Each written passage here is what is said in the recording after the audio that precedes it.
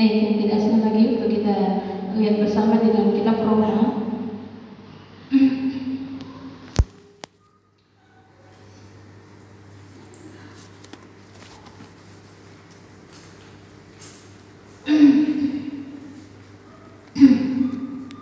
Roma 12.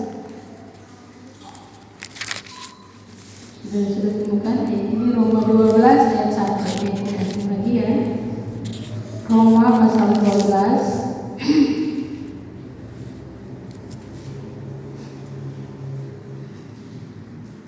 ayat 1. Saudara yang bisa baca di depan boleh baca depan, yang mau Alkitab boleh baca Alkitab. Kita bacakan ayat ini bersama-sama sampai itu ayat ketiga. Roma pasal 12 ayat 1. 1, 2, 3. Karena itu saudara-saudara, demi kemurahan Allah aku menasihatkan kamu supaya kamu mempersembahkan tubuhmu sebagai persembahan yang hidup, yang kudus dan yang berkenan kepada Allah. Itu ibadahmu yang sejati. Saudara, kalau kita lihat firman Tuhan ini, saya tidak akan bawa panjang lebar, hanya membangun satu renungan saja untuk kita di bulan Oktober, awal bulan ini. Kalau kita lihat judulnya ada persembahan yang benar. Rasul Paulus dia menyampaikan kepada orang-orang yang ada di Roma.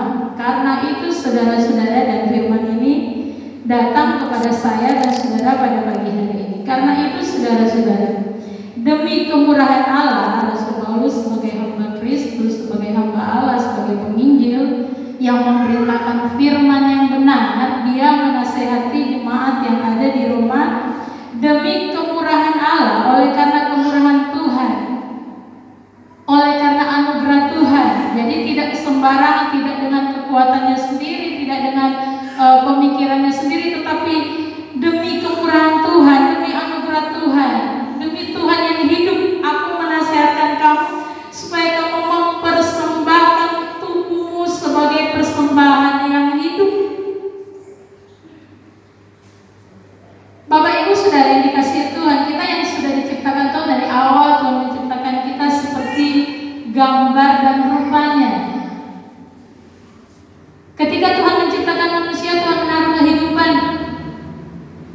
dari kita. Ketika dia bentuk tubuh manusia, dia sudah tahu ornamen-ornamen di dalam di manusia itu. Kemudian terakhir dia berikan nafas kehidupan, dia kasih roh untuk manusia bisa hidup.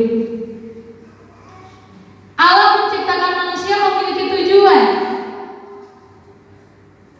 Saya tidak akan berbicara tentang Allah menciptakan manusia seperti apa, tetapi kalau kita berbicara kepada kita yang hidup pada saat ini di akhir zaman ini, kita sudah hidup dalam zaman anugerah. Saya tidak berbicara tentang penciptaan, tentang bagaimana tujuan Allah menciptakan kita ini, tubuh ini seperti apa, tetapi yang pasti Allah mengambil kita, Allah menebus kita, Allah memerdekakan kita, Allah menyelamatkan kita, menebus tubuh kita memiliki satu tujuan. Kita adalah ciptaan Allah yang beda dengan hewan, dengan ciptaan-ciptaan yang lain. Karena di dalam tubuh ini Allah taruh hati, perasaan yang bisa merasakan baik buruknya, sungguh-sungguh tidak sungguh-sungguhnya, serius tidak seriusnya kita. Hati merasakan, kemudian pikiran yang bisa kita mengembangkan kehidupan kita, mengerti apa yang tidak kita tahu menjadi tahu dengan pikiran kita. Kemudian dengan panca indera kita, dengan indera kita untuk kita bertindak melakukan sesuatu. Ini Allah taruh dalam tubuh kita. Allah kasih hati pikiran untuk merasa bagaimana contohnya kalau kita mengasihi atau kita berbuat sesuatu sungguh-sungguh atau tidak sungguh-sungguhnya, kita perasaan hati kita yang tahu. Kalau kita mengasihi, kalau kita berbuat sesuatu, perasaan yang merasa apakah kita betul-betul, apakah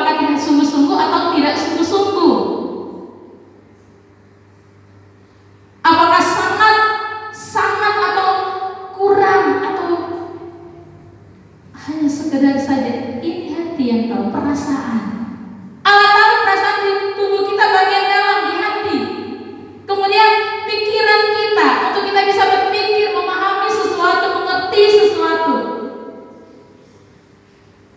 Dan tangan, kaki yang kita bisa pakai untuk beraktivitas melakukan sesuatu. Jadi pikiran, perasaan, dan tindakan ada di tubuh kita ini. Nah, kalau kita berhubungan dengan firman Tuhan tadi, Tuhan mau persembahkan tubuhmu, tindakanmu, hatimu, pikiranmu sebagai persembahan yang hidup.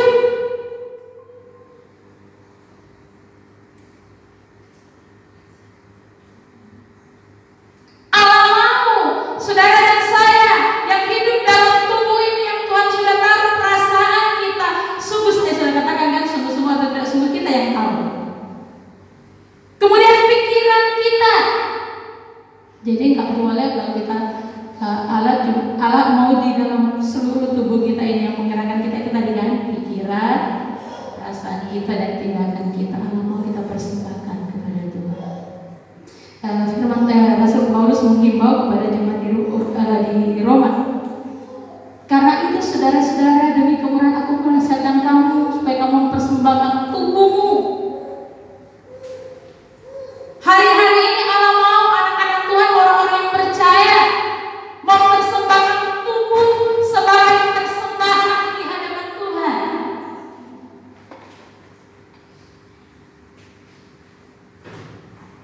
Saya katakan tadi, tentu ada perasaan kita, tindakan kita, pikiran kita, kita persembahkan di hadapan Tuhan, kepada Tuhan sebagai persembahan apa? Yang hidup, yang kudus, yang berkenan kepada Allah.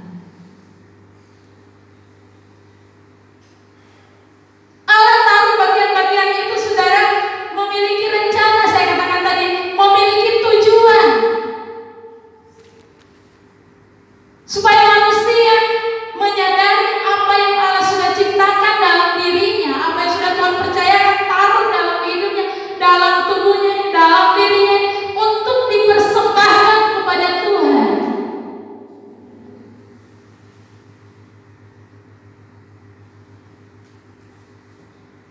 Tetapi sedang mencari Tuhan, kadang orang hanya berpikir bahwa tubuhnya ini kalau bisa untuk A, untuk B, untuk C, untuk kepuasan lahiriahnya saja. Semua Allah ciptakan begitu luar biasa, begitu baik, bermacam-macam, saudara, bermacam-macam warna kulit, model muka, model rambut, dan lain sebagainya. Untuk apa? Untuk dipersembahkan kepada Tuhan, untuk dikembalikan kepada Tuhan. Saya katakan kemarin di renungan singkat yang saya bagikan setiap minggu sore. Kadang-kadang kita hanya ingin mempersembahkan sesuatu, memikirkan hidup hanya untuk kepentingan, untuk hidupnya sekarang saja, untuk hidupnya saja, gitu. Memenuhi keegoisannya saja. Padahal Allah menciptakan kita, Allah membuat kita sedemikian rupa.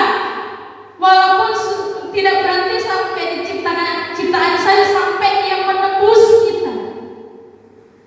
Untuk apa? Untuk memuliakan Tuhan, untuk hormat dan kemuliaan nama Tuhan. Sehingga kita bisa berkata seperti begini, besar anugerah-Mu ada sebagaimana. Kalau orang menyadari dia ada karena anugerah Tuhan, kalau orang yang hidupnya menyadari bahwa tubuhnya ini, kita ada karena kebaikan Tuhan, karena anugerah Tuhan, karena ada tujuan Tuhan, maka dia akan mempersembahkan hidupnya kepada Tuhan. Kadang-kadang orang kan, anak-anak Tuhan tidak imbang. Kalau sudah berbicara tentang lahiriah saja, tubuh ini sebaik mungkin sebagaimana mungkin. Yang penting tubuh ini senang, yang penting tubuh ini indah dilihat, yang penting begini begitu. Tapi sebaliknya untuk imannya, saudara. Makanya Tuhan bilang, Rasul Paulus katakan, aku menasihatkan supaya kamu persembahkan tubuhmu, perasaanmu itu, tindakanmu itu, pikiranmu itu untuk dipersembahkan bagi kemuliaan Tuhan.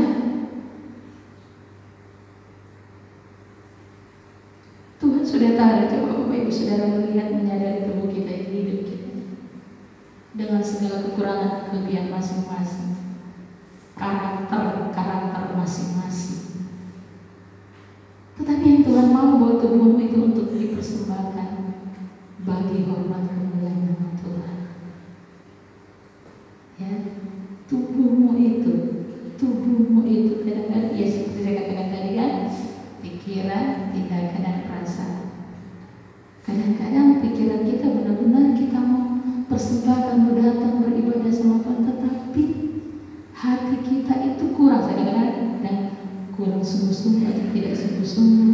Hati ini kita merasakan hati kita baik atau tidak baik, kita hati ini yang merasa. Saya menjadi anak Tuhan ini, tubuh saya ini, pikiran saya sudah dipersembahkan sama Tuhan, hati saya sudah dipersembahkan sama tindakan saya sudah dipersembahkan sama Tuhan untuk kemuliaan Tuhan, atau bagaimana? Selama Bapak Ibu Saudara mengiring Tuhan. Makanya Paulus katakan, persembahkanlah tubuhmu itu. Ada juga orang kadang-kadang, saya ada waktu untuk datang beribadah, untuk berdoa, karena saya cari uang, saya titip aja. Ada berapa orang yang kirim uang ke gereja, tapi dia tidak beribadah, tidak mempersembahkan bersama tubuh untuk Tuhan. Hanya kirim persembahannya saja. Sudah Tuhan, pelayanan itu butuh yang namanya uang untuk persembahan memang. Tetapi yang Allah mau dari umat-umat Tuhan adalah tubuhnya, saudara. Tubuh kita, tubuh anak-anak Tuhan, tubuh orang percaya, tindakannya, hatinya, pikirannya dipersembahkan untuk Tuhan.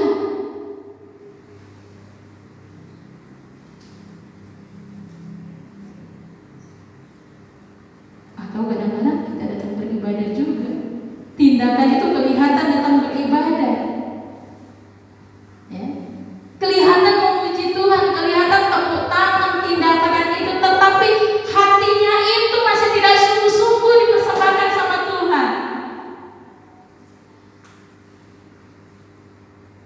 Ada firman Tuhan katakan, bangsa ini datang memuliakan aku, tetapi hatinya menjauh daripadaku.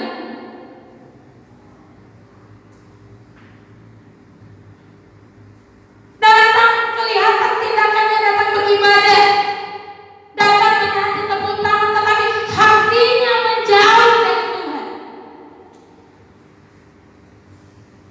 Tidak seiring dengan perbuatan, tindakan.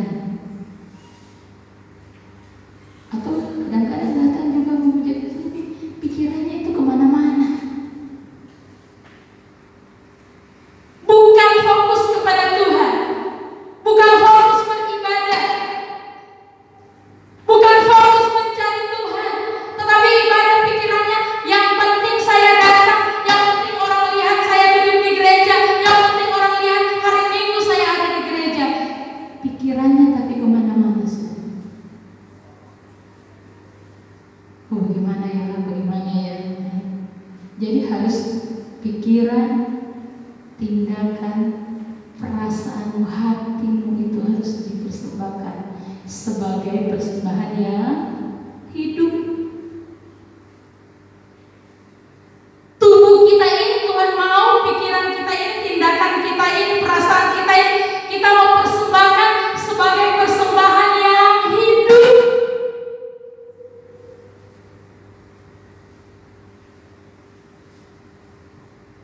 Ada banyak orang Kristen, anak-anak Tuhan yang kelihatannya hidup, tapi sebetulnya persembahan dia di hadapan Tuhan, dia sebetulnya mati. Kalau mati itu apa sih? Orang kalau sudah mati tidak terpengaruh dan dipengaruhi oleh apapun. Mau di apapun mau seperti apa dia tidak bisa bergerak ya. Tidak ada sudah sesuatu yang sudah mati sudah tidak berfungsi lagi kan. Tubuh sudah tidak berfungsi, sudah mati tidak berfungsi lagi. Kadang-kadang kekristenan juga kita seperti itu. Tubuh kita ini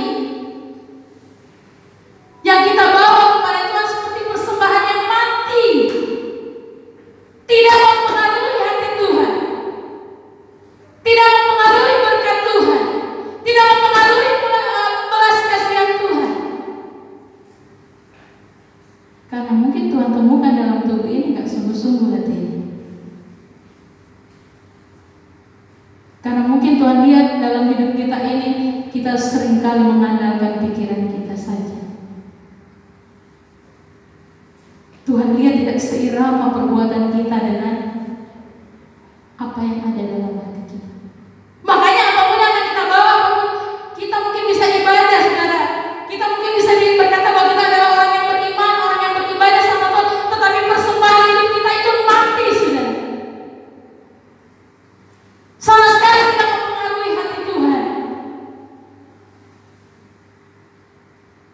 sehingga membuat Tuhan tidak bisa berbuat apa-apa buat kita. Seperti benda atau seperti manusia yang mati tidak bisa berbuat, tidak mempengaruhi dan dipengaruhi oleh apa-apa. Itu adanya. Makanya dengan tegas Paulus bilang, persembahkan tubuhmu sebagai persembahan yang hidup. Kemudian yang kudus, tidak ada cacatnya. Karena firman Tuhan beberapa hari yang lalu, Tuhan memelihara kita sempurna sehingga kita tidak bercacat, tidak bercela. Karena itu maunya Tuhan, tubuh yang tidak bercacat, yang tidak bercela itu bukan secara fisik, sudah, bukan secara fisik. Orang cacat nggak layak dia untuk dipersembahkan, bukan. Dia harus menjadi persembahan yang kudus, yang terpisah dari dosa. Tubuh kita ini, hati kita, pikiran kita, tindakan kita harus terpisah dari dosa. Amin. Haleluya. Itu tubuh yang kudus. Dunia semakin penuh dengan kejahatan. Siapapun saudara bisa digodai oleh iblis untuk jatuh ke dalam dosa. Ya. Tetapi ingat saudara, Allah mau kita menjadi persembahan. Tubuh kita ini, hidup kita ini menjadi persembahan yang hidup dan kudus.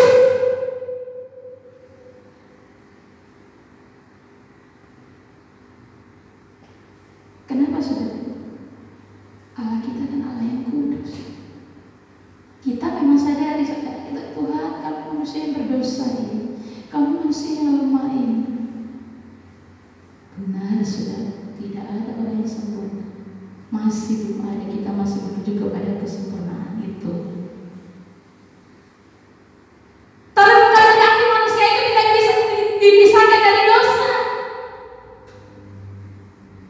Kadang-kadang kita menyerah, memang kita lemah, tetapi jangan menyerah kepada keadaan lemah, makanya kita bisa berbuat dosa. Kenapa berbuat dosa? Saya lemah. Jangan jadikan itu kebiasaan. Allah mau persembahan tubuh sebagai persembahan yang kudus,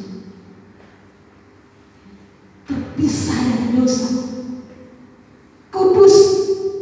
Bagaimana kita bisa menghampiri Allah yang kudus kalau kita masih hidup dalam dosa?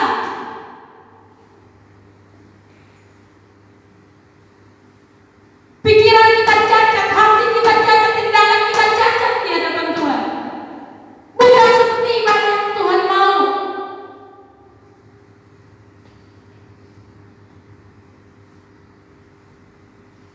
Saudara dan saya harus berusaha hidup kudus di hari-hari. Pisahkanlah dirimu dari dosa. Amin. Haleluya. Pisahkan saudara. Jangan sekali-sekali saudara bermain lagi dengan dosa. Dunia semakin kuat, kejahatan akan semakin bertambah-tambah. Jangan saudara bilang, saya lemah, saya tidak berdaya, makanya saya berbuat dosa.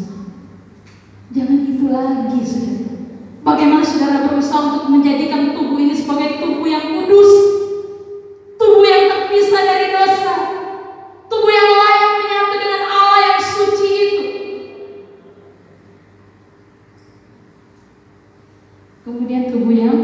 berkenan kepada Allah.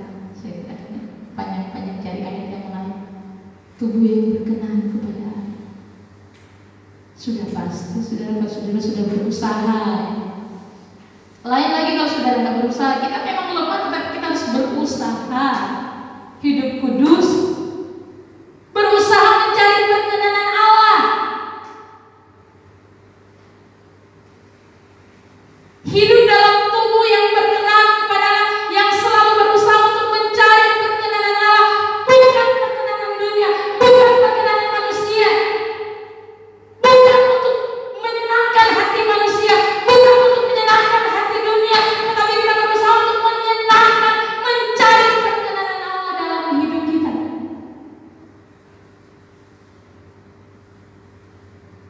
Sebab Tuhan katakan Tuhan akan berkenan kepada orang yang hidupnya Tuhan akan menetapkan, menyertai, memberkati hidup orang-orang yang berkenan kepada Tuhan. Kalau saudara hidup gak berkenan, jangan minta perkenanan Tuhan, saudara.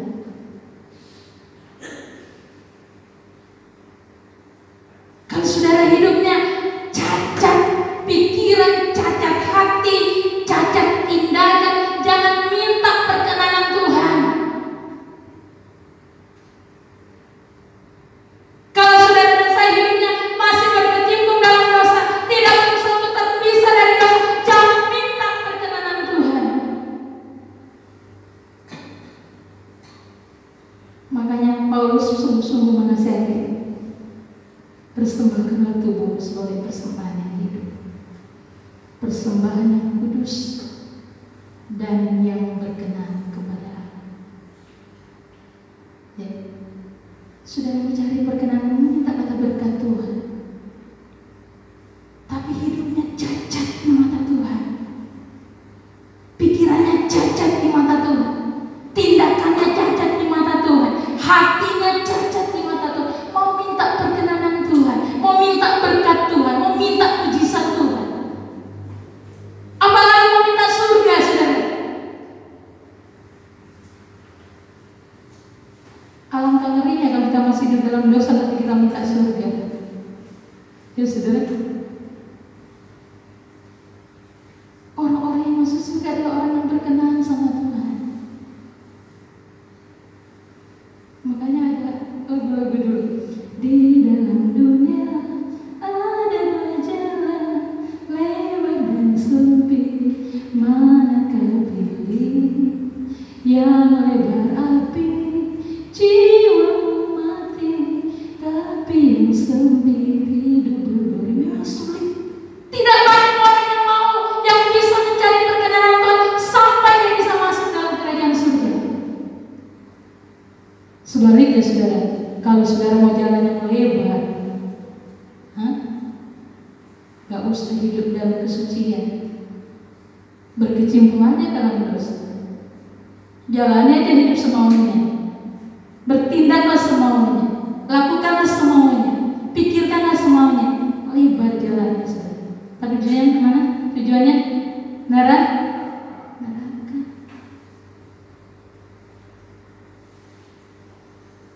Jalan ke surga itu sempit memang. Makanya nggak ada orang yang masuk, yang nggak ada orang yang nggak bisa bertahan untuk jalan di jalan yang sempit ini. Bayangkan dari semua ciptaan manusia di dunia ini, hanya termasuk berapa orang saya belum tahu yang menjadi iman kepada Tuhan, yang berusaha. Itu pun yang sudah Kristen belum tentu dia ada di jalan yang sempit itu.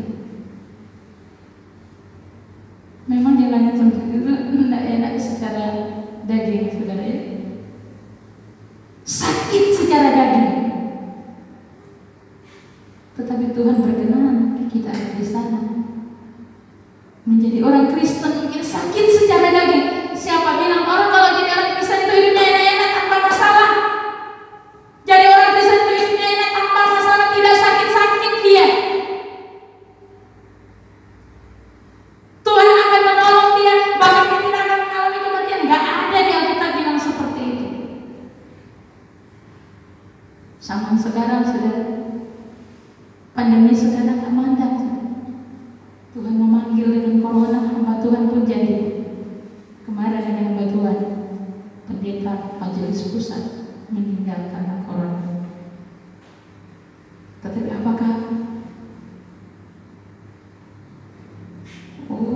ini Tuhan tidak tolong.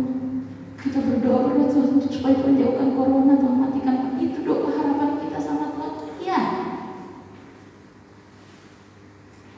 Kemana saudara dicoba? Belum tertentu. Tetapi saudara, yang saya mau katakan kepada saudara, jangan seperti pemikiran-pemikiran orang.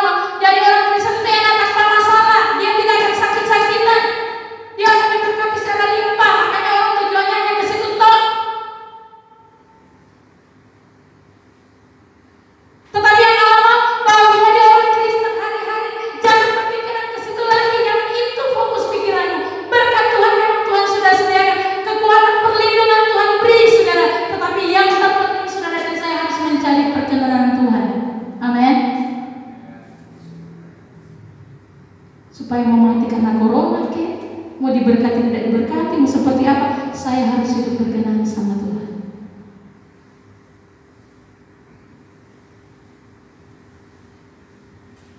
Perkenanan Tuhan saudara dan saya percaya. Makanya Paulus bilang, saudara harus persembahkan tubuhmu sebagai persembahan yang hidup, yang kudus dan berkenan kepada Allah. Cari perkenanan Tuhan supaya kamu boleh tenang. Jangan cuma tujuan hidupmu, fokus hidupmu itu menyimpang dari Tuhan. Fokus hidupmu itu hanya cari, pokoknya saya mau datang kepada Tuhan supaya saya dilindungi Tuhan. Iya benar. Saya berdoa kepada Tuhan supaya saya diberkati, saya dijamah, kalau sakit saya disembuhkan Tuhan. Iya betul. Saya berdoa sama Tuhan supaya usaha saya diberkati oleh Tuhan, anak-anak saya. Iya betul. Tetapi jarang mungkin saudara berdoa, Tuhan ajari saya untuk hidup berkenan kepada-Mu. Ya. Kamu sudah bisa sungguh-sungguh teteskan air mata, air liur mungkin juga itu berdoa. Sudah minta berkat Tuhan, minta mujizat Tuhan, minta pertolongan, minta perlindungan Tuhan. Iya, tidak salah saudara. Tetapi pernahkah sudah berdoa, Tuhan tolong saya supaya hidup saya berkenan kepada Tuhan di situasi apapun. Mau berkekurangan kek, mau berkelebihan kek, mau sakit kek, mau sehat kek, mau apapun situasi hidup saya, biar saya menjadi pribadi yang berkenan kepada Tuhan.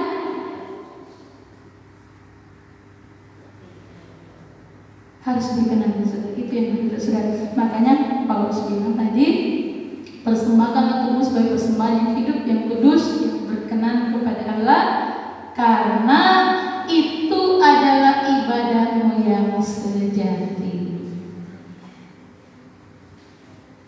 Berarti ada ibadah yang tidak sejati ya saudara. Ya kan? Itu adalah ibadahmu yang sejati, berarti ada ibadah yang tidak sejati. Ada ibadah main-main saudara, ada ibadah tidak sungguh-sungguh, ada ibadah tidak benar,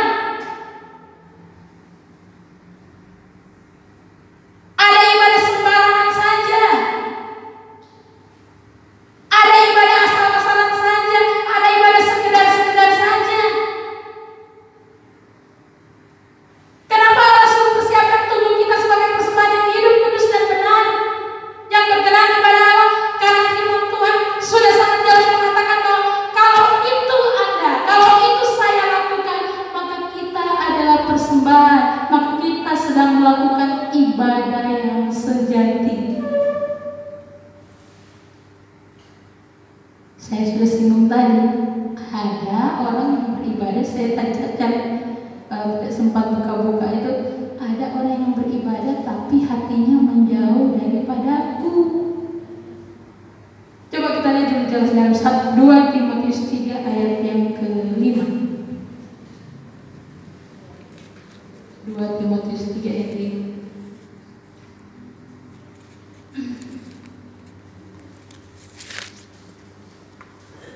Ini ya, yang kelima. Ada yang beribadah seperti ini rupanya. Secara lahiriah mereka menjalankan ibadah mereka, tetapi pada hakikatnya mereka kekuatannya, jauhilah mereka itu. Bayangkan sudah, ini mungkin salah satunya ibadah yang tidak sejati itu ya. Tindakannya secara lahiriah mereka adalah orang yang beribadah. Tindakannya secara lahiriah mereka adalah orang yang beribadah, tetapi mereka memungkiri kekuatan ibadahnya. Mereka kurang yakin dengan kuasa ibadah. Mereka tidak percaya dengan kuasa ibadah, tapi mereka beribadah, saudara.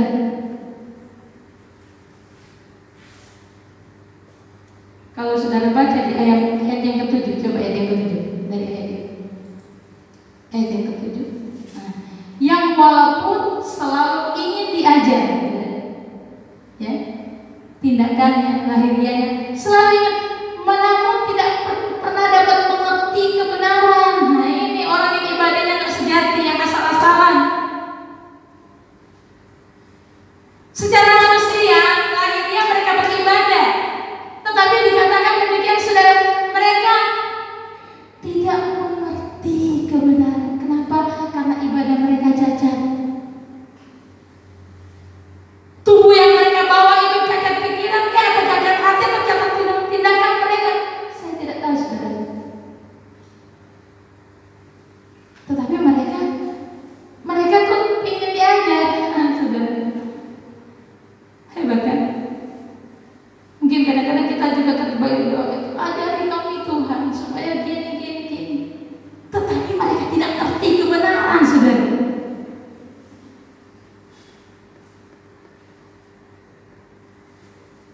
Datang ibadah tapi tidak ngerti apa-apa tentang Tuhan. Datang ibadah tapi tidak ngerti apa-apa tentang melayani. Datang beribadah tapi tidak ngerti apa-apa tentang menyenangkan hati Tuhan. Bagaimana hidupnya sebagai orang percaya, tidak mengerti. Mereka pokoknya datang beribadah, lahiriah beribadah. Jauhi sikap yang demikian.